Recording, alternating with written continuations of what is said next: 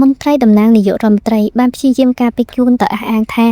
ការផ្ទេរអ្នកនាងសេរីណាមកវិញគឺដើម្បីសុខភាពនាងនិងជាក្តីមេត្តាដោយសារតែអាការៈរបស់នាងកាន់តែធ្ងន់ធ្ងរអៃសើដឹងទាន់ផែនការល្បិចកលនេះភ្លាមគាត់យល់ថាភាគីនាយករដ្ឋមន្ត្រីគ្រាន់តែចង់កិច្ចវេះពីការទទួលខុសត្រូវនិងជៀសវាងរឿងអាស្រូវប្រសិនបើសេរីណាស្លាប់នៅក្នុងមន្ទីរឃុំឃាំង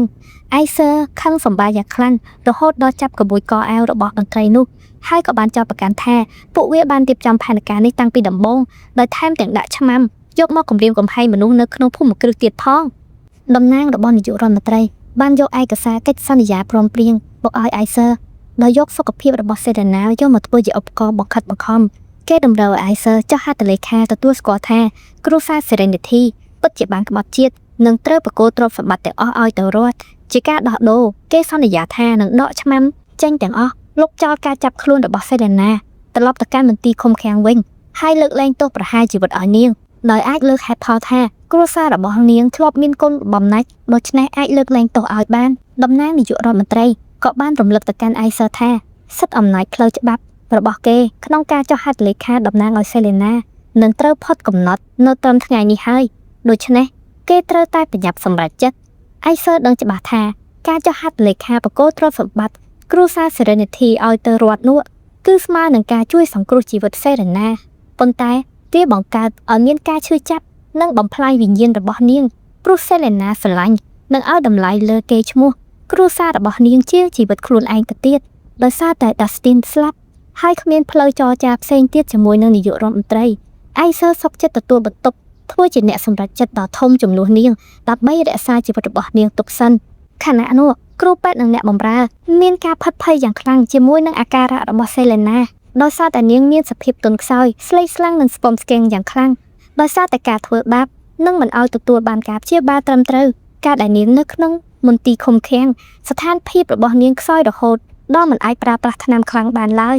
អៃសើមើលឃើញសេរីណានៅក្នុងស្ថានភាពចិត្តស្លាប់បែបនេះធ្វើឲ្យគេនឹកឃើញទៅដល់រូបភាពម្ដាយរបស់គេនៅពេលដែលគាត់មុននឹងស្លាប់អៃសើដឹងថាបើគេបដិសេធមិនចុះហត្ថលេខា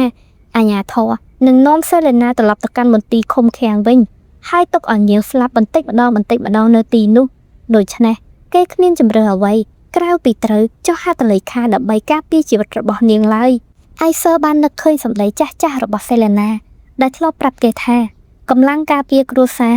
គឺកើតចេញពីក្តីស្រឡាញ់កាលពីមុនគេធ្លាប់តែចំអកនិងគិតថាវាជាសម្ដីក្មេងខ្ចីឥតប្រយោជន៍របស់សេរីណា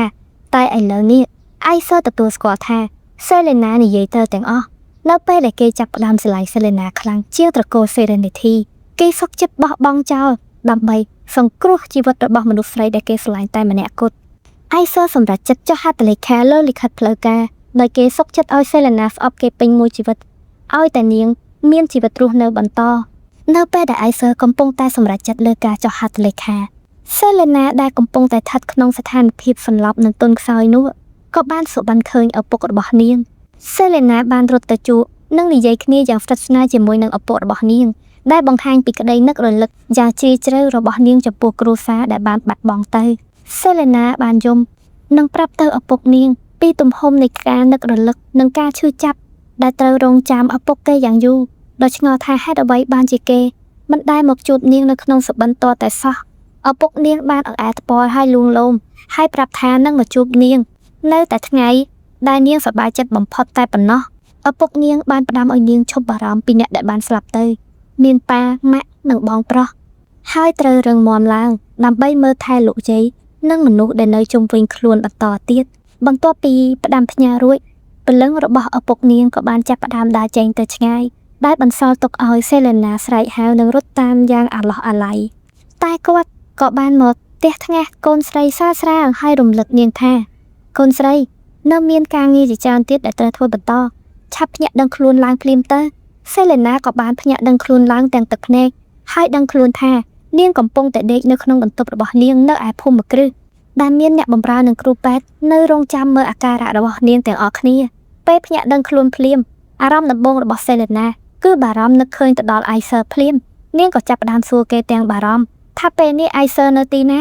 សេរីណាបានស្ទុះរត់ទាំងជើងមានរបួសដើម្បីទៅខត់អៃសើកុំឲ្យចុះហត្ថលេខាលើឯកសារសំខាន់នោះនាងបានស្ទុះអោបអៃសើពីក្រោយ ហើយស្រែកអង្វរគេមិនឲ្យចុះហត្ថលេខាឡើយ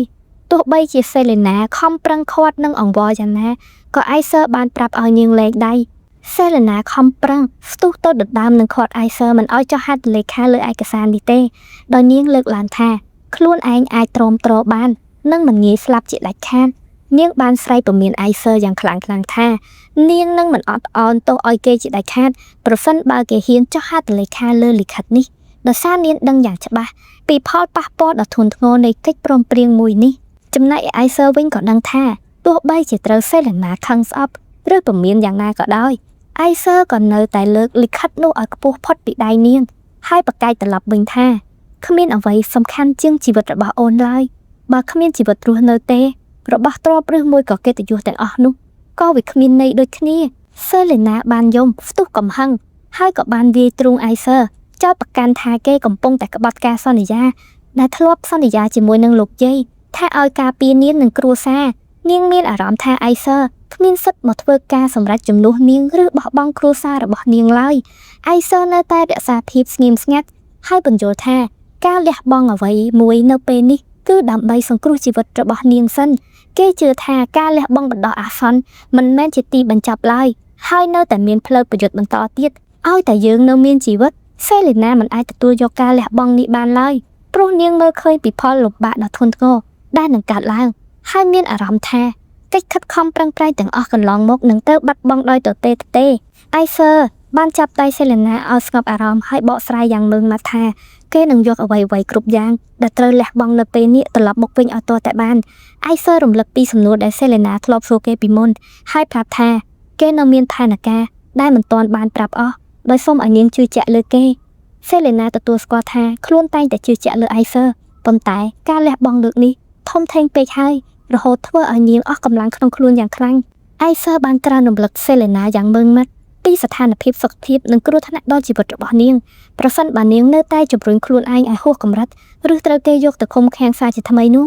សេឡេណាក៏បានអង្វរទៅកាន់អៃសើឲ្យយល់ចិត្តនាងត្រឹមតែលើកនេះដោយសារតែនាងរំលឹកពីភាពឈឺចាប់និងអារម្មណ៍ទទេស្អាតនាពេលអតីតកាលនៅពេលដែលនាងត្រូវបាត់បង់អ្វីៗគ្រប់យ៉ាងហើយនៅសល់តែខ្លួនមួយម្នាក់ឯងនាងបានរៀបរាប់ថាមូលហេតុតែមួយគត់ដែលធ្វើឲ្យនាងអាចតស៊ូរស់រានមានជីវិតរហូតដល់សប្តាហ៍ថ្ងៃនេះគឺដោយសារតែផ្ទះនិងគ្រួសារមួយនេះជាកន្លែងតែមួយគត់ដែលនៅសេសសល់នៅរាល់ការចងចាំដ៏មានតម្លៃរបស់ឪពុកម្ដាយនាងនិងមនុស្សជាទីស្រឡាញ់របស់នាងទាំងអស់សេឡេណាបានរៀបរាប់ពីស្នាមប្រឡាក់និងស្នាមពោតតូចតាចនៅក្នុងផ្ទះដែលជាដានអតីតចុងក្រោយបង្អស់របស់គ្រួសារនាងមានអារម្មណ៍ថាបើបាត់បង់ផ្ទះនេះគឺដូចជាបាត់បង់ការចងចាំទាំងអស់របស់ពួកគេនាងមិនចង់ក្លាយជាមនុស្សបរាជ័យឬជាបន្ទុកចំពោះអៃសើឡើយនាងសូមឲ្យអៃសើឲ្យពេលនាងតស៊ូប្រយុទ្ធបន្តិចទៀតព្រោះនាងមិនអាចទទួលយកការទម្លាក់កំហុសដែលនាងមិនបានធ្វើនោះទេសេឡេណាប្រាប់អៃសើថាការបង្ខំឲ្យនាងសុខចិត្តទទួលយកកំហុសនិងបោះបង់ផ្ទះសម្បែងបែបនេះគឺមិនខុសពីការសម្លាប់ជីវិតនិងវិញ្ញាណរបស់នាងយ៉ាងព្រៃផ្សៃនោះឡើយធ្វើឲ្យអៃសើឈរស្ងៀមស្ងាត់និយាយអ្វីមិនរួចទេពេលដែលបានឮសេឡេណានិយាយបែបនេះសេឡេណាកំពុងខឹងសម្បាយ៉ាងខ្លាំងហើយក៏បានទាញអៃសើឲ្យចេញពីបន្ទប់របស់នាងបានព្រមានអៃសើថាកុំឲ្យចុះហត្ថលេខាលើកិច្ចព្រមព្រៀងនេះឲ្យសោះបើពុំនោះទេនាងនឹងចាត់ទុកគេមិនខុសពីសត្រូវឡើយ